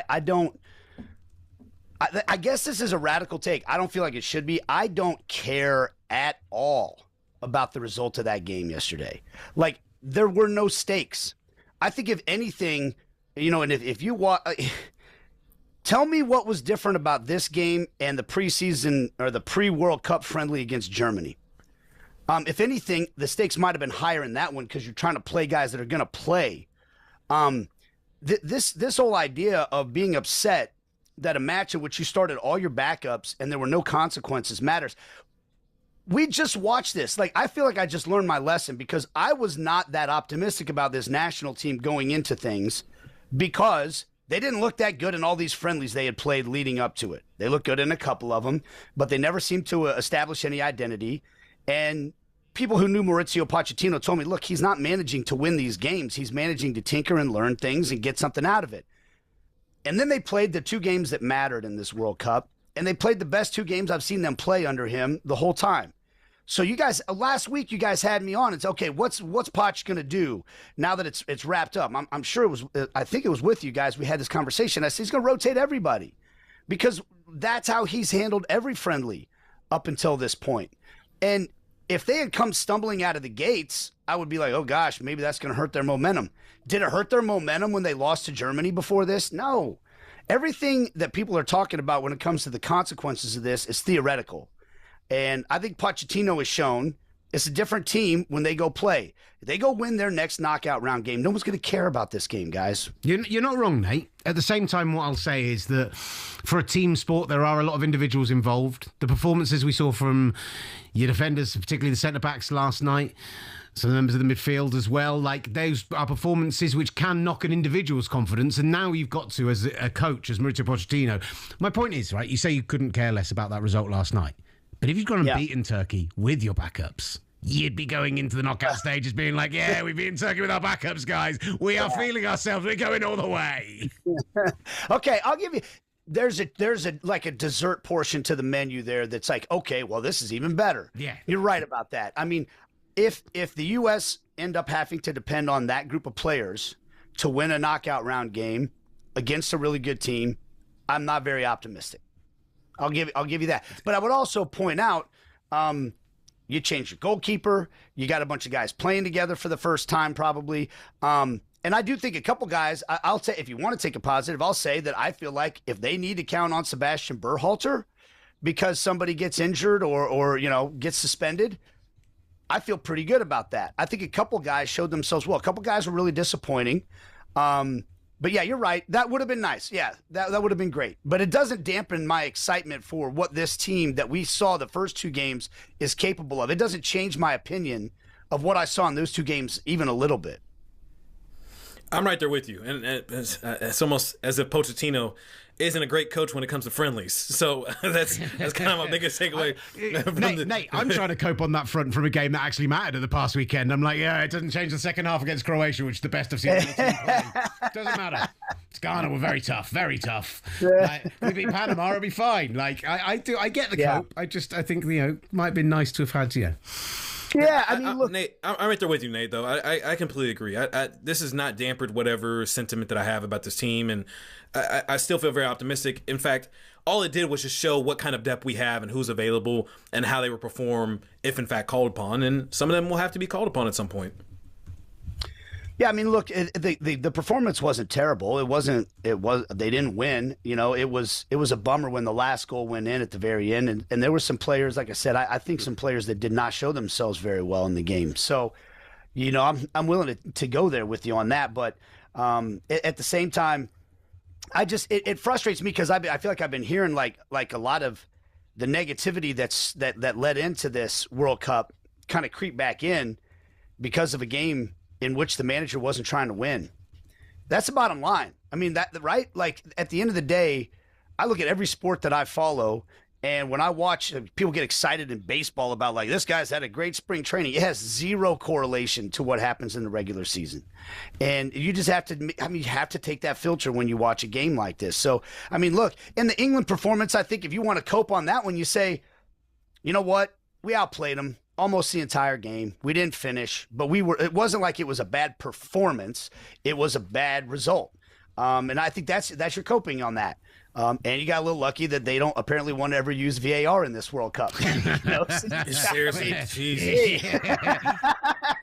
What's great is Master actually wasn't on the day after that show, so we still haven't really talked about that game. The two of us together, we have in chat groups and stuff, but I went very quiet for about it's an hour. It's just me trolling and everyone being absolutely silent as I'm exactly just that. saying, are we gonna talk about it or not? Are we gonna talk about it? Gonna talk about it? No, I'm going to bed.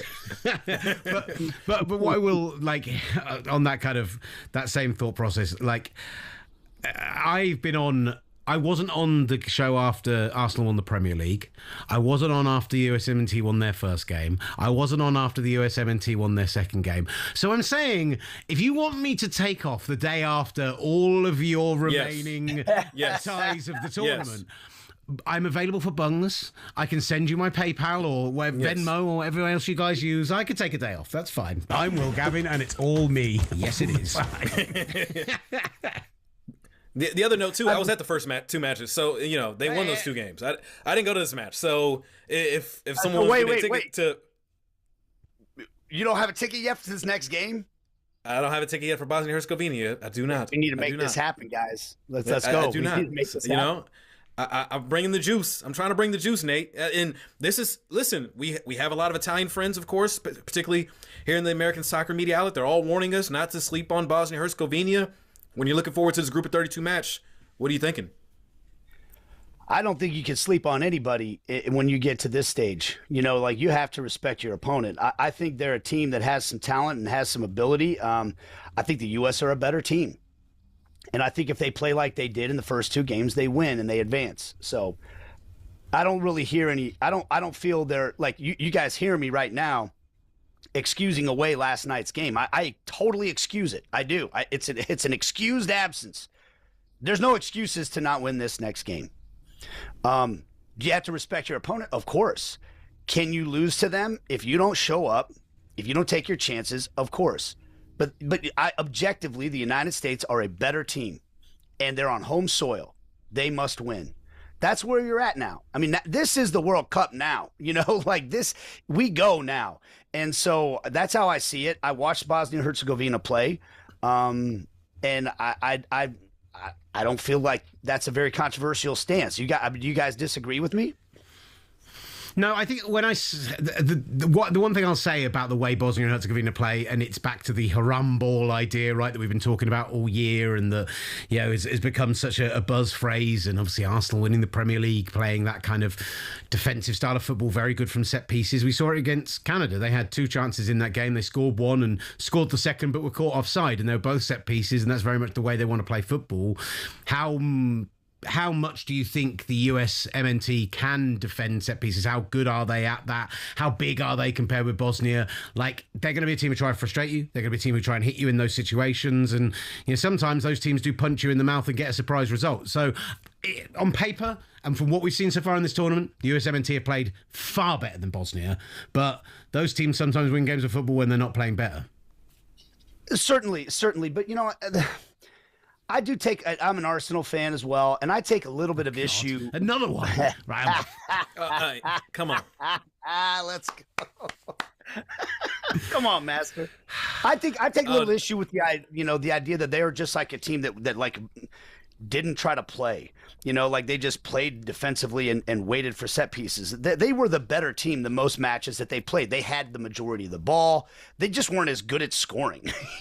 That's a different story. I mean, that's a different story than a team that comes in and says, all right, we're going to sit back, we're going to make ourselves difficult to break down, and then we're going to try to hit you with a set piece or counter because we know that we don't have the quality that you have. So it's Champions League final Arsenal rather than regular season Arsenal? Something like that. I mean, I just think what I see, to answer your question, and every team has a different way of going about it, but isn't what you just described what the USA faced in their first two matches?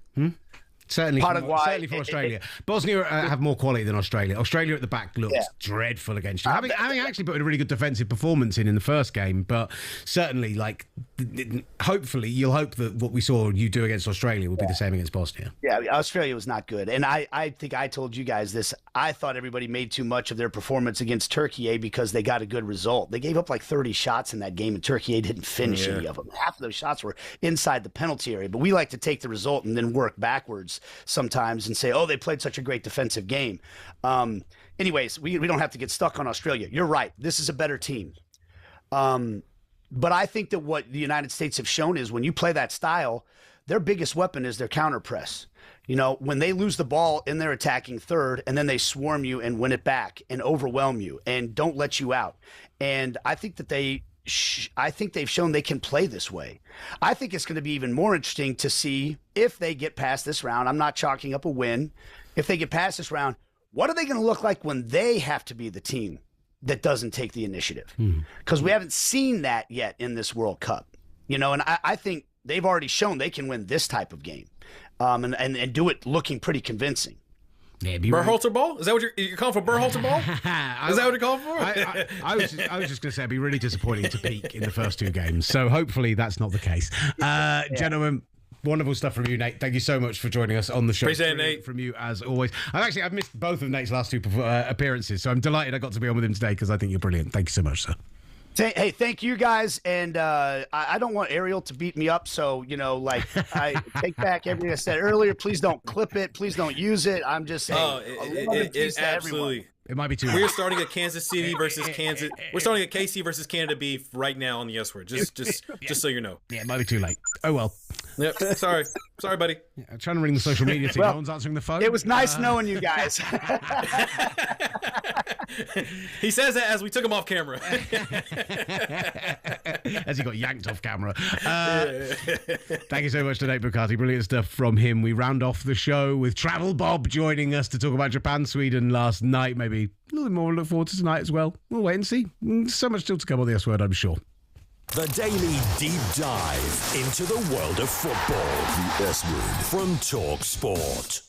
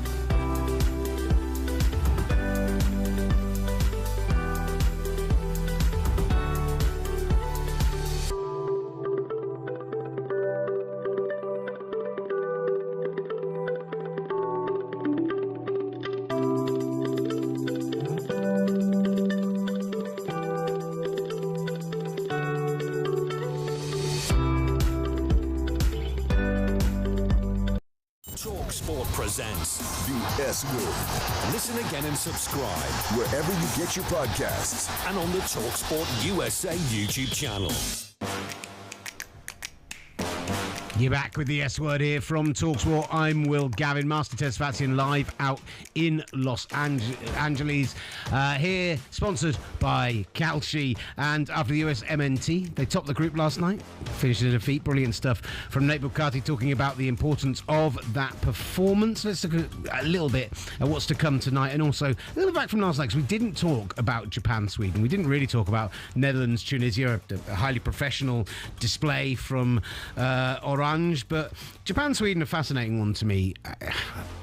I felt this a little bit with Japan when I watched them in the second group stage game, but there were two teams who feel very technically proficient. We've seen Sweden concede 5 and score 5 in 2 games, and yet this felt like almost styles make fights sometimes. Sometimes when you get two very contrasting styles, they clash with each other and it makes for something really exciting. These two seem to nullify each other a little bit, and I'd be a bit worried that neither team has an answer if plan A isn't working for them.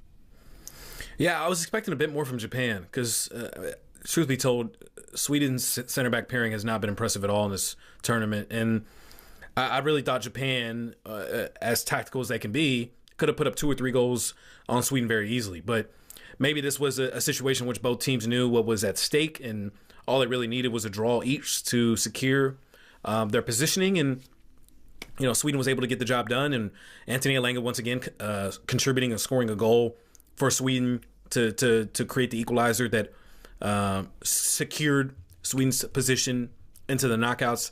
I thought it was another great performance from him. But yeah, I was expecting more from Japan in this match. I truly was. I thought this would have been a performance they could have put up to once again secure the dark horse darlings that are so attracted by Japan, and giving them a potential scare. But honestly, too, I believe in the second half, right around the 60th or 70th minute, you know, they start resting a couple players and substituting them off. And funny enough, a lot of those guys are going to be the ones that are going to have to be marking Vinicius Jr. in the group of 32 match. Mm-hmm. So maybe in that second half, it looked like some of their eyes and their attention was going towards that Brazil-Japan match in the group of 32 rather than trying to get 3 points here. Well, one guy who we do know is going to be turning his attention to that group of 32 game against Brazil, because he's been following Japan, and he's been having an absolutely whale of a time out there. He's been one of my favourite follows throughout this tournament. And just before we get to him, let's just see a little video of the wonderful Travel Bob, and some of the joys of Texas living that he managed to enjoy. Amazing! First bite, man. Bob came all the way from Japan. It's his first time trying Texas barbecue. I'm excited! Let's do it. Oh my god! How big is that? Hey, first bite. First bite, man. That's your first ever bite of Texas barbecue. What do you think? Amazing! Like, not hard. The texture, tender, umami, delicious. Fry macaroni. Oh, go. Punch it. Go. Potato salad. Go. Beans next.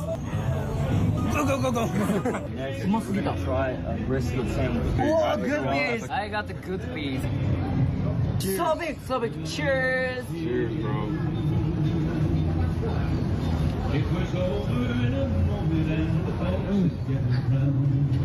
Oh my, amazing. He wasn't lying about the meat being tender. This, so good. 10 out of 10. Tender. So tender, the beef. That's how Texas barbecue is. I love this. Cheers. Bye. Wonderful to see. We've loved watching his travels, and I'm delighted to say that Bob joins the show now. Bob, thank you so much for taking the time. No, thank you. Yeah, that video makes me hungry again. Hello, thank you for having me. I'm Bob from Japan. You say it makes you hungry again, Bob, but it's what, like 8:40 in the morning there. You've just been at Japan, Sweden last night. Like, surely you're feeling it a bit this morning. Surely you can't be ready for barbecue for breakfast yet. Yes. Yeah, I've never... Yeah. I'm really hungry right now. Yes. All right. Yeah. I haven't had breakfast So yeah, I'm really hungry right now. How much fun are you having out there? Because your videos have been brilliant. Thank you so much. Yeah, really fun. Yes. We saw you with England fans in bars in Dallas. Tell us about the England fans and how they were. That was fun. Sorry again. So we saw you with England fans when they were there in Dallas. Yes. How much fun? They are crazy.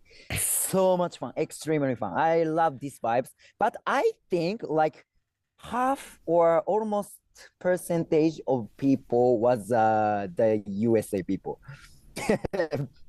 Yes. Yeah, Bob, yeah, because yeah, I think I'm from Bob. I'm from Dallas. How much have you loved Dallas? I love there. They get 10 out of 10. I love here. Everyone's so nice, and the food is amazing. Yeah.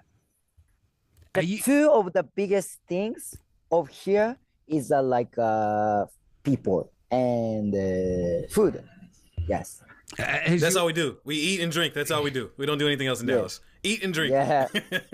Eat and drink and sports. Also, I think sports is really good. Yeah. Yeah, I love Texas Live and the stadium. And I want to watch the baseball game. You should. Also. You should go Texas Rangers. Yeah. If I have time, I'll watch. Are you going to Houston for the Brazil game? Yeah, of course. I'm gonna cheer up. Do you think Japan will win? Yeah, of course. Yeah, it's gonna be a really hard game, but yeah, I hope Japan is gonna win. What are you hoping for from Houston? Between Brazilians, Japanese fans, Texans, what do you hope atmosphere in Houston will be?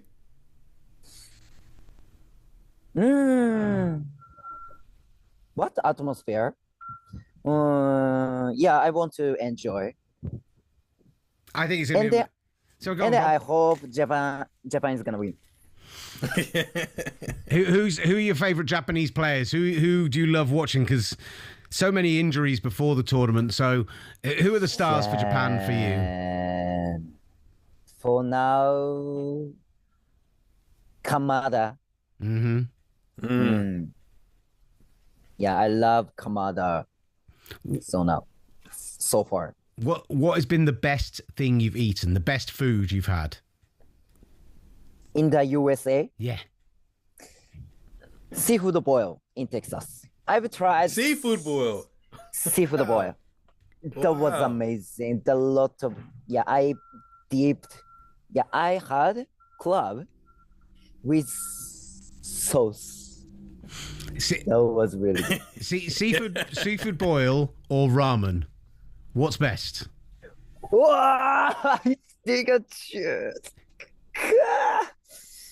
Yeah, seafood boil. Yeah. Oh wow. Okay. Maybe seafood boil. Maybe. What about barbecue brisket or wagyu? Which one's better?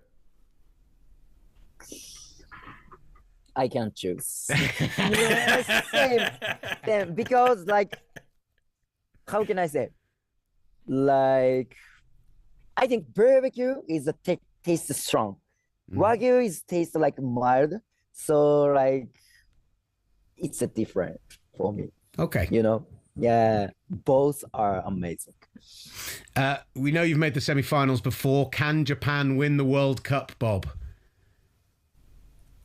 Sorry, again. So we know that you've made the semi-finals when the tournament was in Japan. Can Japan win the World Cup? Yeah, I hope. Do you believe? Yeah, I hope Japan is gonna win all of the game. Yes. Love that. Bob, we really appreciate you taking the time out to join us. Appreciate it, Bob. Thank you so much. Thank you having me. Yes, thank you so much. Legend. The wonderful Bob Travels. Thank you. You know, You put him in a pickle there. You put him in a pickle there. See, this is part of the joy of the World Cup, right? Is, you know, there was obviously a little bit of a language barrier there initially, but once we got on to the things that unite people, which is people and food and sport, you know, it was a wonderful thing. And he picked seafood boil over ramen. Ramen, I mean... Hey, I picked Japanese food number one on our food draft, and it's my favourite cuisine in the world. Seafood boil over ramen is madness. That's a madness. Hey, Will, you've never had a seafood boil in a bag with all them Cajun spices, and then you unwrap it up and you pour it on your plate, and you just start cracking some crabs, and you got that heavy butter that's melted and nice and warm and hot. I got to go back to Texas. I've got to tell you, buddy. I haven't had one in Texas, admittedly. I have had seafood boil before, and at some point I will share a video. Maybe I'll even post it on social media of our producer Ollie Hunter enjoying a seafood boil, because you've never seen anything like it. He's a tiny man, and he must have got through 10 pounds. Like, it was insane. It just bag after bag after bag. I picked up the bill that night, and luckily enough, talkSPORT paid for it, because otherwise, I'm not sure I'd have made it home from Vegas, to be honest with you. I love Bob so much. He's one of my favourites. I'm so glad we managed. He's great. He's so good. So glad we managed to get him on. Look, other than we talked Norway, France tonight, with the minute we've got left of the game, give me a game tonight. Give me what you're most excited about. Let me pull them up real quick, because I'm blanking out on all the games. I'm stuck on seafood boils. I'll tell you, I think Spain-Uruguay is going to be banger. Spain-Uruguay will be great in Guadalajara. That's going to be an amazing matchup. Cape Verde needs a result here against Saudi Arabia, and if they do, there's a good chance they'll be in the knockouts. What a moment. And if that result happens, then it probably knocks out Scotland as well. So a very consequential match that, you know, some people thought would be a pointless game, but, you know, a lot's riding on it now.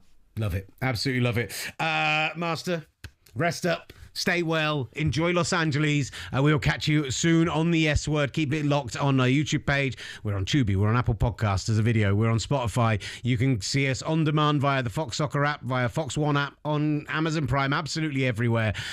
Keep getting in touch with the show, watching the clips on social, giving it the love, because it's so wonderful to see all of your comments and getting involved. Thank you so much for joining us. We'll be back tomorrow as that round of 32 picture really starts to clarify from 8 a.m. Eastern here on the S Word, sponsored by Cowshy. Yeehaw! Around here, we only use the F word. talkSPORT presents the S Word.